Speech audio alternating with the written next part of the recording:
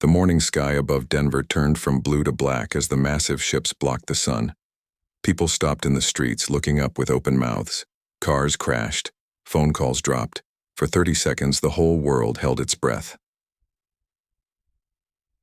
Major. Greg Collins stood at the lunar observation deck, his coffee mug shattered on the floor. The display showed 12 massive warships entering Earth orbit, with hundreds of smaller vessels swarming around them like angry bees.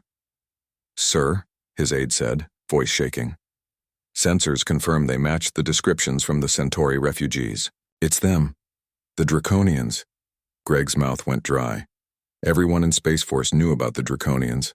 The reptilian conquerors had destroyed 7 civilizations in the past century alone. Earth had only learned about them 3 years ago when the survivors from Alpha Centauri arrived, begging for shelter. "Alert all commands," Greg said, "and get me the president."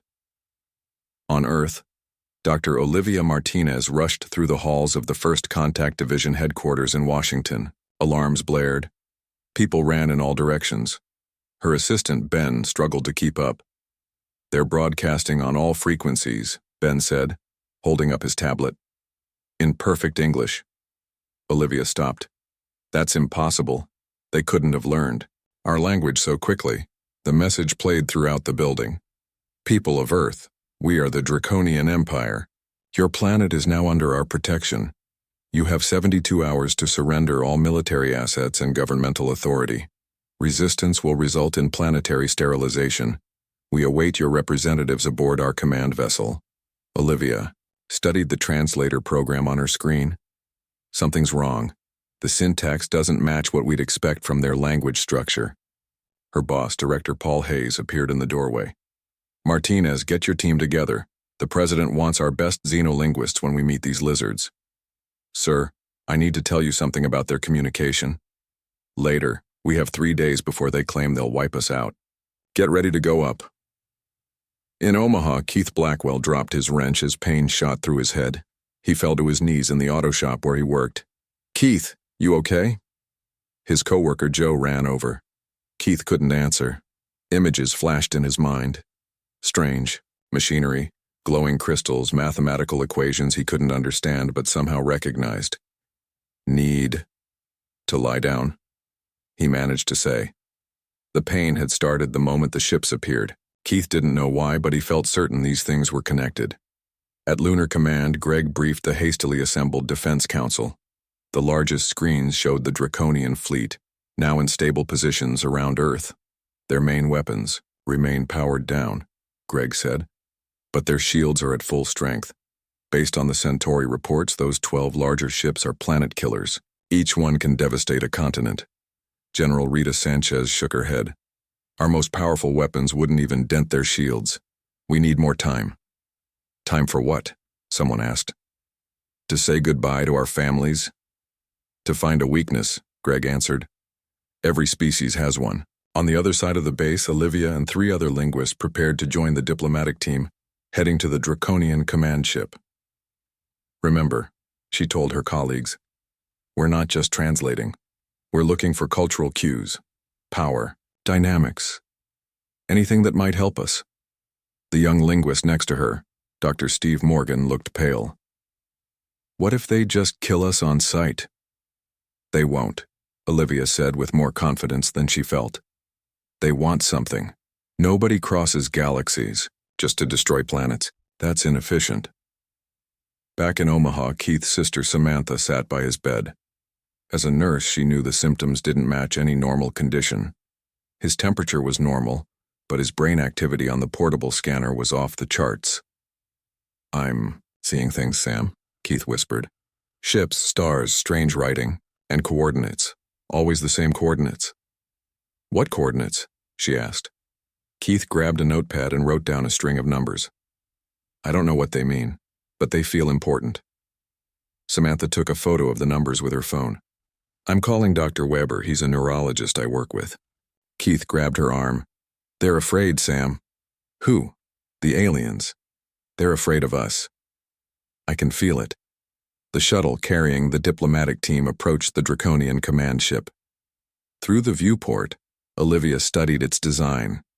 Organic curves, Blended with geometric patterns unlike any human architecture, the massive vessel was easily 3 miles long. "Prepare for docking," the pilot announced. "They've extended some kind of magnetic guide beam." As they entered the docking bay, Olivia saw dozens of Draconian soldiers standing in perfect formation. They stood 7 feet tall, with scaled skin in various shades of green and bronze. Their eyes had vertical pupils, and bony ridges protected their heads like natural helmets. Secretary of State William Boyd led the human delegation down the ramp. "We come in peace and wish to discuss the terms of your announcement." A Draconian stepped forward. Unlike the others, his scales had a reddish tint and gold bands decorated his arms. "I am High Commander Sark. You will follow me to the negotiation chamber." As they walked through the ship's corridors, Olivia recorded everything on her specialized glasses.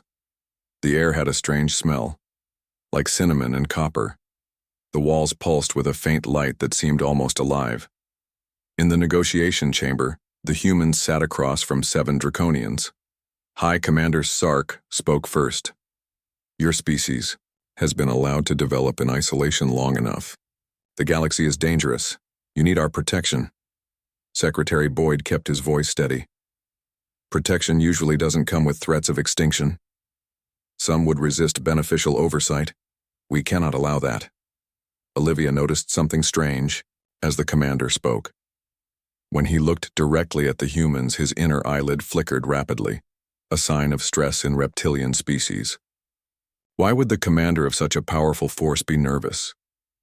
"Perhaps," Olivia said carefully, "you could explain what specific benefits your protection offers." All the Draconians turned to look at her. The temperature in the room seemed to drop. "You are not authorized to speak," Cesark said, but his voice had a new edge to it.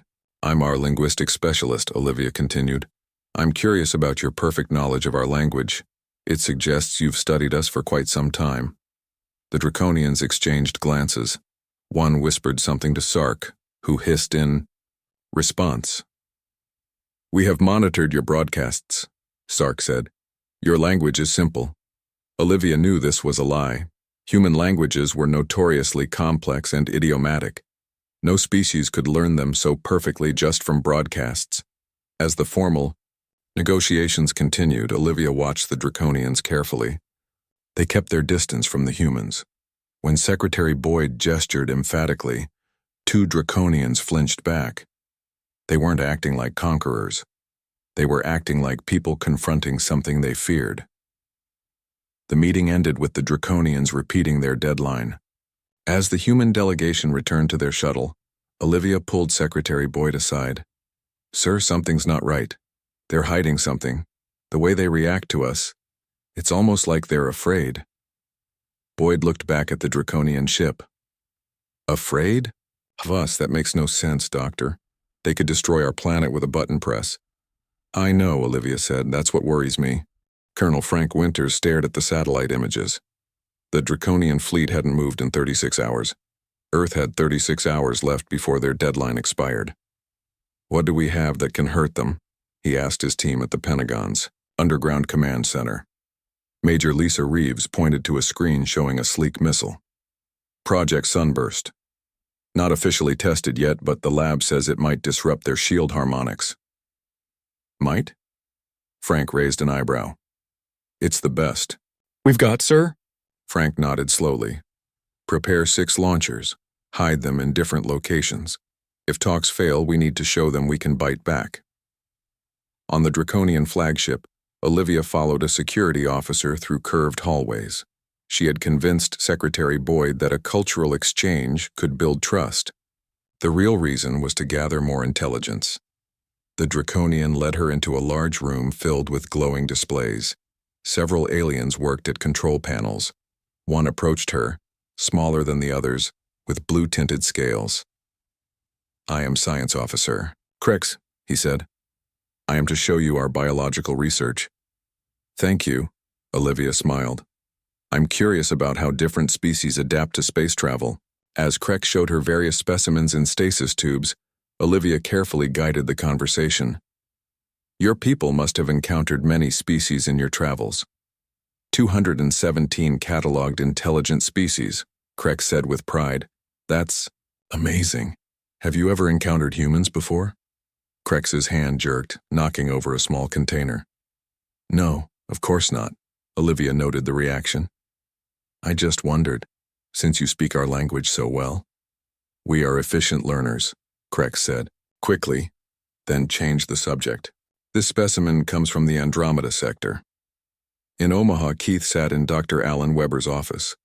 The neurologist studied brain scans with a puzzled expression. I've never seen patterns like these, Dr. Weber said. Your brain activity is off. The charts. Especially in regions we don't fully understand. Samantha squeezed her brother's hand. What's causing it? I don't know, Dr. Weber admitted. But look at this area. He pointed to a glowing section on the screen. This part of the brain is typically dormant in humans. In Keith, it's lighting, up like Times Square. Keith winced as another wave of visions hit him. The ships. I keep seeing inside their ships. Dr. Weber leaned forward. What do you see exactly? Machines, crystals, something they're building. Keith's eyes suddenly widened. They're scared of something inside us, something sleeping. At T, Lunar Command. Greg reviewed the latest intelligence reports. Something caught his attention. Show me the energy readings from the Draconian fleet again, he told his aide. The screen displayed colorful graphs. One line was steadily rising. What's that power buildup? Greg asked. Unknown, sir. But it started right after the diplomatic meeting. Greg frowned. They're preparing something. Get me Colonel Winters. In her quarters that night, Olivia analyzed the recordings from the Draconian ship. She noticed something in the background of one clip, a display showing what looked like a DNA strand. But not just any DNA. Computer, compare this image to human DNA, she said. The analysis confirmed her suspicion. The Draconians were studying human genetic material. Why? Her tablet chimed. A message from Director Hayes. Second meeting in 6 hours. They're getting impatient. Before she could respond, another message arrived from an unknown sender. The Draconians have visited Earth before. Check historical record GL7734. Olivia quickly accessed the database. Record GL7734 was an archaeological report about ancient tablets found in Antarctica, estimated to be 15,000 years old. The symbols on them had never been translated, until now. With her knowledge of Draconian script, Olivia could see similarities. The tablets described a great war in the sky, and scaled ones who feared the awakening. Colonel Winters moved his sunburst missiles into position. 3 in submarines, 2 on stealth aircraft, and 1 on a lunar launcher. If they had to fight, they would hit the Draconians from multiple angles. His secure phone rang. It was Greg from Lunar Command. Frank, we're detecting weapons charging on 3 of their ships. The deadline isn't up yet, Frank said. I don't think they care. Energy levels are spiking. Frank made the decision. I'm authorizing sunburst deployment. God help us. Keith's condition worsened. He thrashed in the hospital bed as Dr. Weber and Samantha tried to hold him down. His brain activity is through the roof, Dr. Weber said. It's like his mind is trying to connect to something. The coordinates, Keith mumbled. Check the coordinates. Samantha pulled out her phone, showing the numbers Keith had written. Dr. Weber typed them into his tablet. These aren't just random numbers, Dr. Weber said. They're a location in the South Pacific. We need to tell someone, Samantha said. Before they could act, Keith sat up straight, eyes wide open. They're going to attack early. They're afraid. We're waking up too fast. In orbit, 3 Draconian warships broke formation. Their weapon systems glowed bright red. On the flagship, High Commander Cesark shouted at his subordinates. Who authorized weapons activation? Stand down immediately. A large Draconian with black scales stepped forward. The humans are showing signs of awakening. The council voted while you played diplomat. We strike now. You fool, Sark hissed. If we attack before confirmation, we risk everything. The black-scaled officer turned to the weapons controller. Fire on their major population centers, now. On Earth, warning systems blared. Radar stations detected multiple objects entering the atmosphere at high speed. Colonel Winters gave the order. Launch all sunburst missiles, target their main weapons arrays. 6 missiles streaked toward the Draconian fleet, their experimental drives pushing them beyond normal speeds. In the hospital, Keith screamed and grabbed his head. All across the globe, thousands of people did the same at the exact same moment. On the diplomatic shuttle heading to the Draconian flagship, Olivia felt the vessel shake. Through the viewport, she saw flashes of light as Earth's missiles streaked toward the alien fleet. "We're too late," Secretary Boyd said. The first sunburst missile hit its target. The Draconian shield flickered, then failed completely. The explosion wasn't large, but it disabled the weapon targeting system. On the command screens, Greg watched in amazement. It worked. Their shields have a weakness. But Earth's small victory was overshadowed by the incoming Draconian weapons. 20 missiles were now entering Earth's atmosphere, heading toward major cities. In the hospital, Keith's eyes snapped open. They glowed with an inner light. "No," he whispered. "You will not harm us again." Samantha backed away in shock. "Keith?" But it wasn't just Keith anymore. Around the world, thousands of people stood as one, their minds connected by something ancient awakening inside them. In orbit, the Draconian missiles suddenly stopped moving. They hung suspended in the atmosphere, defying all physics. High Commander Cesark watched in horror on his display. "It's happening. Just like the ancient texts warned. The spark is awakening." The renegade officer stared in disbelief. "Impossible. They're primitives." "They were never primitives," Zark said quietly. "They were dormant and we just woke them up." On Earth, the frozen missiles began to dissolve into harmless particles that drifted away like snow. Keith spoke, but his voice sounded different, deeper, older somehow. Dr. Weber recorded every word. "We remember now. We remember what we are." The world changed overnight. News reports showed the same scene everywhere. People waking up with headaches, strange dreams, and new abilities that science couldn't explain. Keith sat in a military conference room at a base near Denver. Government officials, scientists, and military officers stared at him like he was an alien. "Do it again," General Jack Harris said. Keith placed his hand on a dead phone. The screen lit up. Programs opened and closed without him touching them. The battery, which had been empty, now showed full charge. "I can feel the electricity," Keith explained.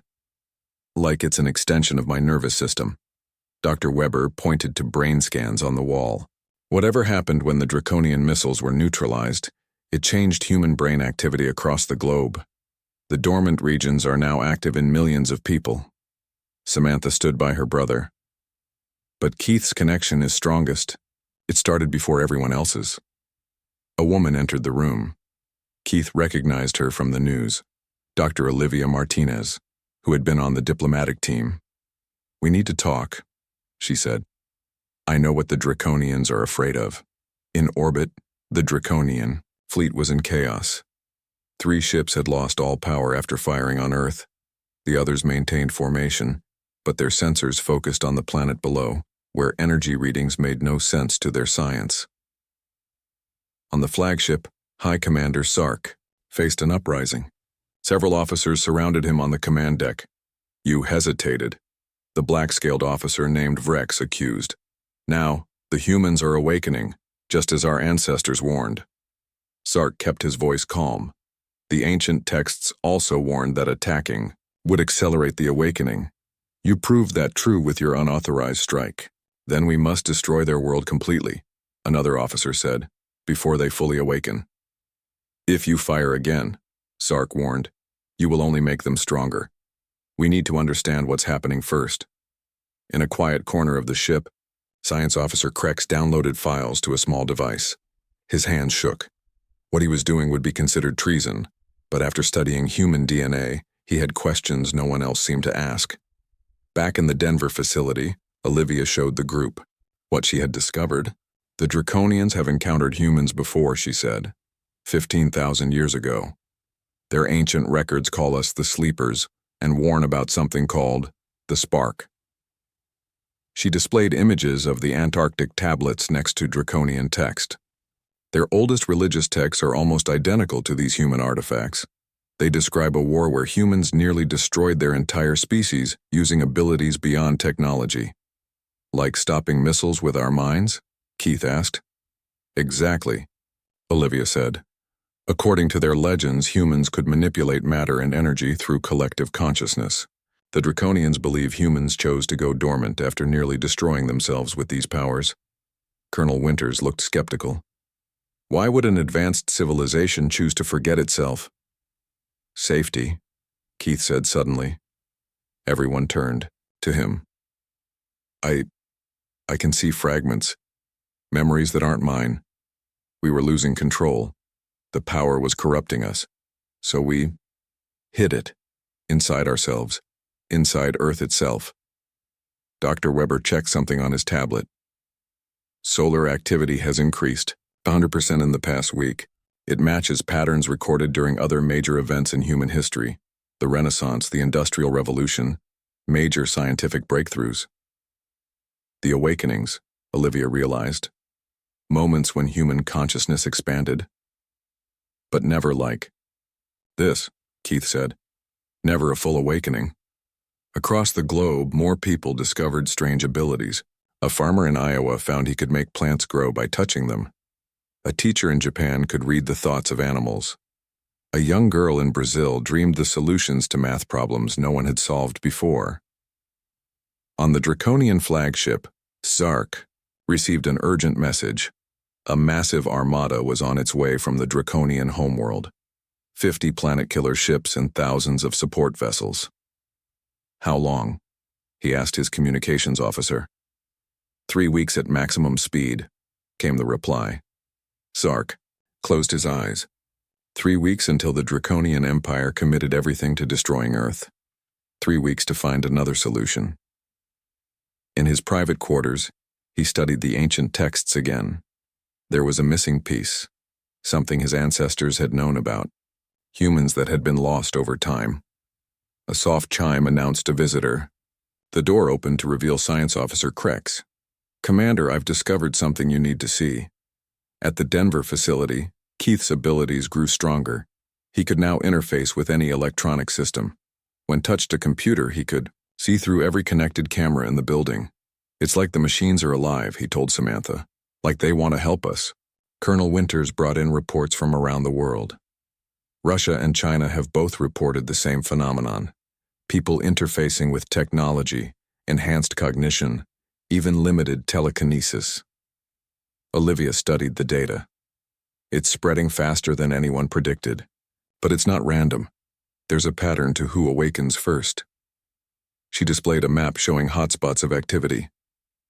The awakening is strongest near ancient sites, Stonehenge, the pyramids, Easter Island, Göbekli Tepe. Places we always thought were just religious monuments. They're not monuments, Keith said. They're anchors, technology disguised as stone. Dr. Weber looked alarmed. How do you know that? I just know. Keith rubbed his temples. More memories are coming back, not mine, ours. Humanity's memories. On the Draconian flagship, Krex showed Sigzark his discovery.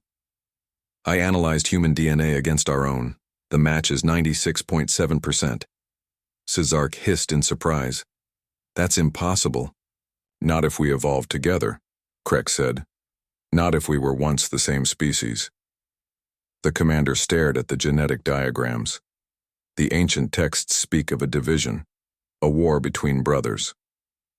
Commander, Krex said carefully, what if the humans aren't our enemy? What if we're afraid of them because they're a reminder of what we lost? Before Sark could answer, alarms blared. On the bridge, officers rushed to their stations.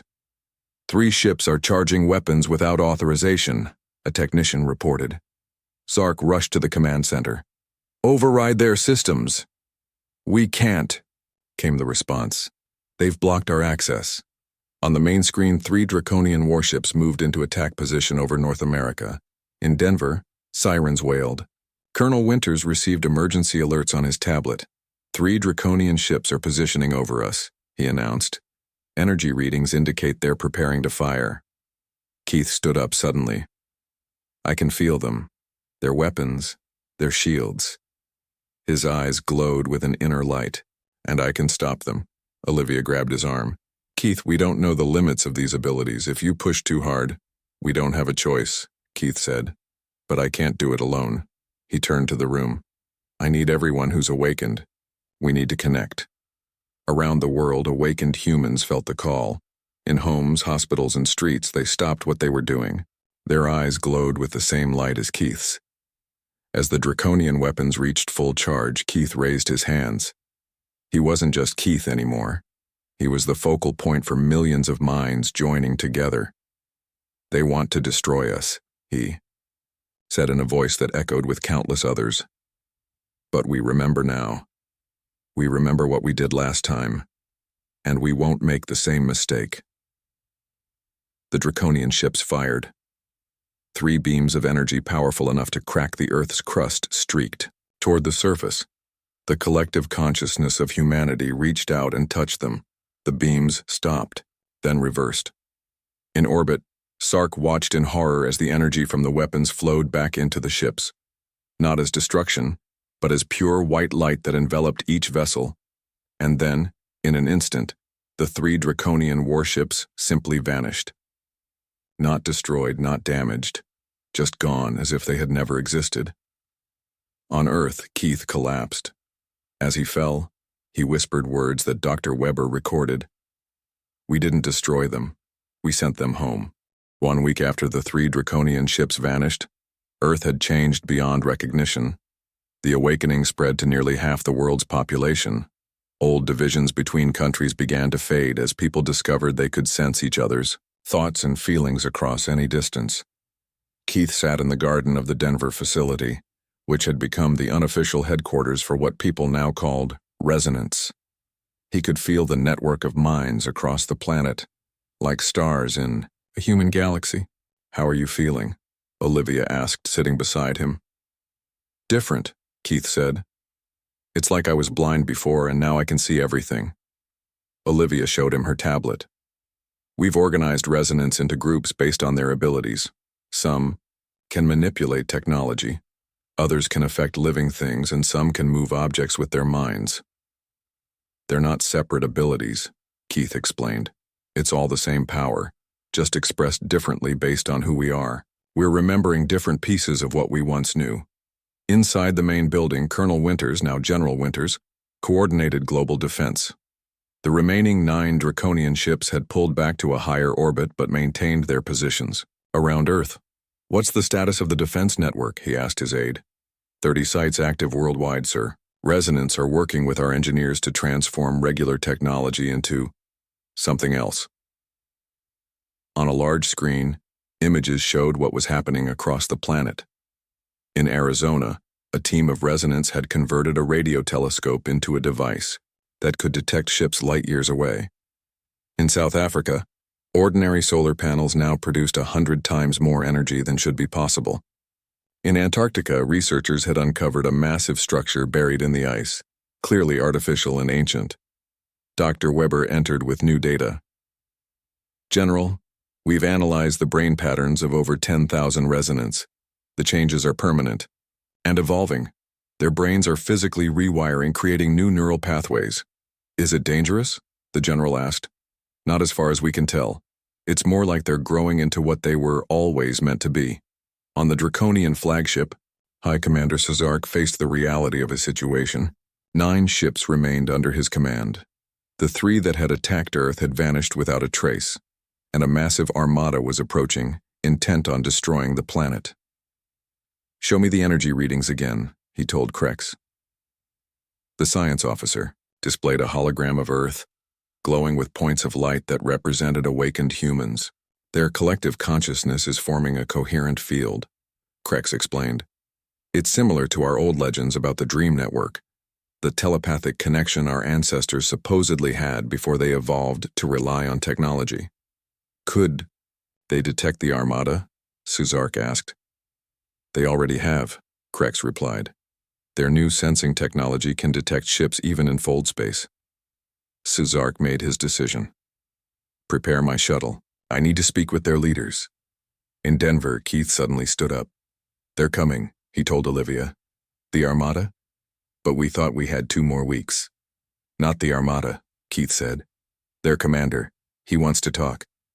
Within an hour, Sci's shuttle entered Earth's atmosphere, escorted by fighter jets. The Draconian commander had requested a meeting with those who had stopped the attack. In the conference room, Sci faced Keith, Olivia, General Winters, and Dr. Weber. The Draconian stood nearly 7 feet tall, his scaled skin catching the UO light. 3 of our most powerful warships disappeared without a trace, Sci said without preamble. What did you do to them? Keith answered calmly. We redirected the energy, folded space around them. They're unharmed, just elsewhere. Sci's inner eyelid flickered rapidly. That technology was lost ages ago. Even at the height of our empire, we could not manipulate space-time without massive machines. It's not technology, Keith said. It's consciousness. Your people had it once too. A moment of silence filled the room. Sci looked at Krex, who had accompanied him. Show them, the commander ordered. Krex activated a holographic projector. It displayed 2 DNA strands side by side, 1 human, 1 Draconian. Despite clear differences, key sections were identical. Impossible, Dr. Weber whispered.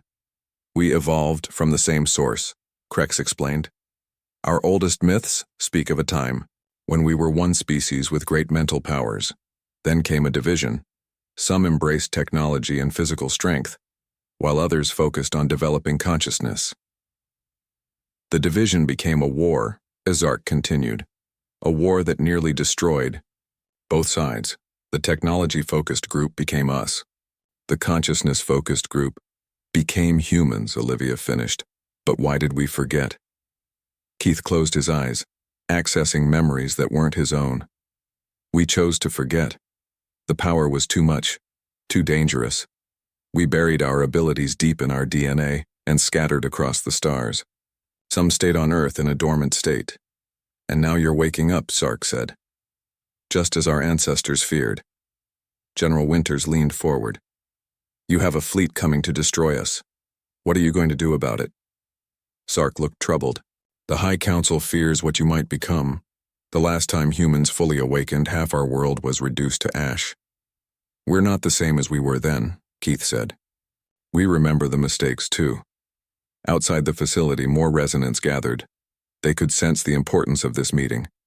Among them, Samantha watched the sky, where the remaining Draconian ships hung like stars. A young resonant named Carl approached her. Something's happening up there. Samantha felt it too, a disturbance in the collective consciousness. The other ships, they're powering weapons. Inside, alarms blared.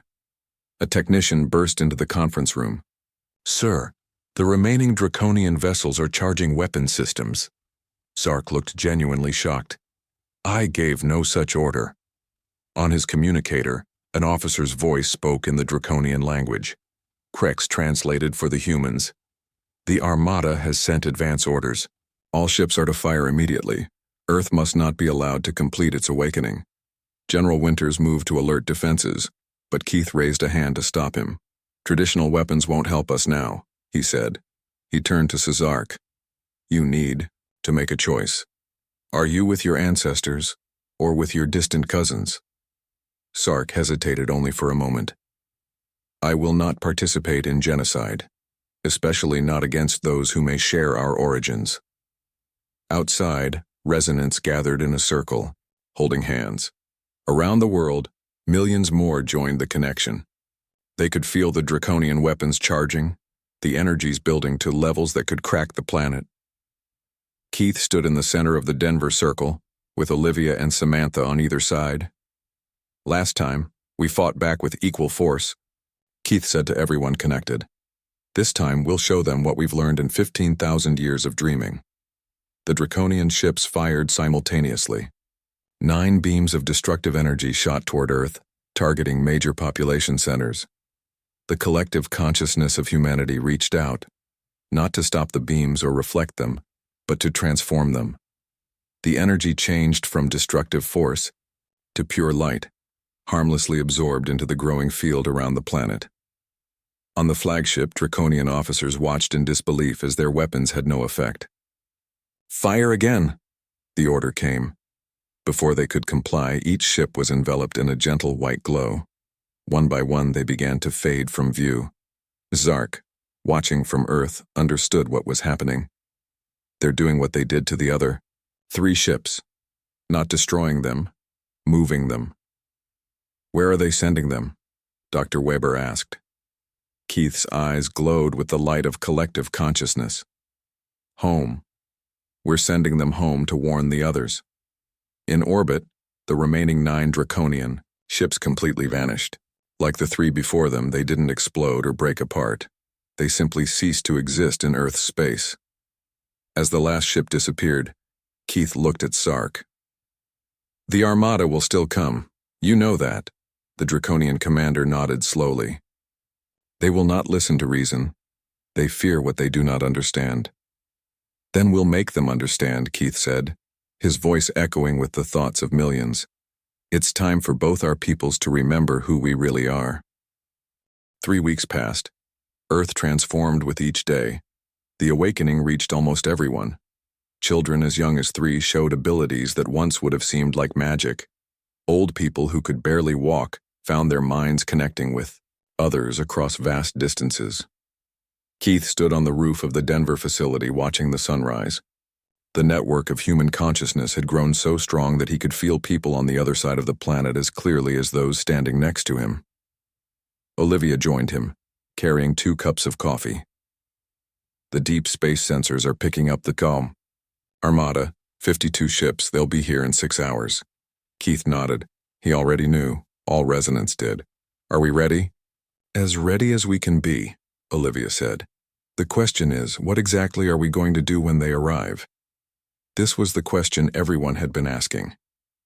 The resonance could send ships away, but against so many at once? And what about next time? And the time after that? In a laboratory below, Dr. Weber studied the ancient artifacts recovered from Antarctica. With his awakened abilities, he could finally understand the symbols and machinery. "It's not just a record," he told Samantha, who assisted him. "It's a warning about what happened last time." Samantha looked at the glowing crystal they had excavated. "What did happen?" "We lost control," Dr. Weber said. "The power of collective consciousness became too great. Some wanted to use it to conquer, others to create. We fractured. That's when the division happened." General Winters entered with Sark and Krex. The 2 Draconians had spent weeks sharing information, trying to bridge 15,000 years of separation. "My people are stubborn," Sark said. "They will not listen to reason. They believe destroying Earth is the only way to ensure their safety." General Winters shook his head.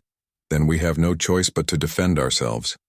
"There's always a choice," Keith said, entering the room. Everyone turned to look at him. Something about him had changed. He seemed older somehow, wiser. "What do you mean?" Olivia asked. Keith approached the ancient crystal. "We've been connecting with each other, building a network of human minds, but we're still thinking like separate beings." He touched the crystal, which glowed brighter in response. "Our ancestors discovered something beyond individual consciousness. They found a unified field, a single mind that contains all minds." "The one mind," Sark whispered. "Our oldest texts speak of it, a state of being where all are connected, where separation is an illusion." "Yes," Keith said. "But it frightened them. Some rejected it, fearing the loss of self. Others embraced it too completely, losing their identity. That's what caused the war." "And now you want to try it again?" General Winters asked skeptically. "Not like before," Keith said. "This time, we understand the balance. Connection without loss of self. Unity without uniformity." Outside the facility, people gathered in concentric circles. Resonance with the strongest abilities formed the inner rings. Ordinary citizens filled the outer rings. At the center stood Keith, Olivia, Samantha, and Dr. Weber. Zark and Krex watched from the edge. Though not human, they could feel the energy building, a gentle hum that vibrated through the air. "This is not what I expected when we came to conquer," Krex said quietly.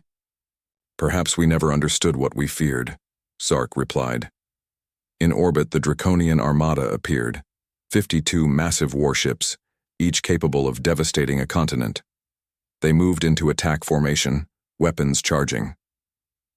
On the flagship, Admiral Isaac observed the blue planet below. "Begin the attack sequence. Target their largest population centers first." His weapons officer hesitated. "Sir, we're detecting unusual energy readings from the surface, nothing like we've seen before. The awakening has progressed further than we anticipated," another officer said. "Perhaps we should attempt communication first." Admiral Isaac slammed his fist on the console. The High Council gave clear orders. No negotiation, fire when ready. On Earth, the circle of resonance closed their eyes. The network that had been building for weeks now expanded exponentially. Keith stood at the center, no longer just himself, but a focal point for billions of connected minds. "They're preparing to fire," he said, his voice carrying through the collective consciousness. "What will we do?" Olivia asked. "Send them away like the others?" Keith shook his head. "No. We need to show them who we really are. Who they really are." The Draconian weapons reached full power.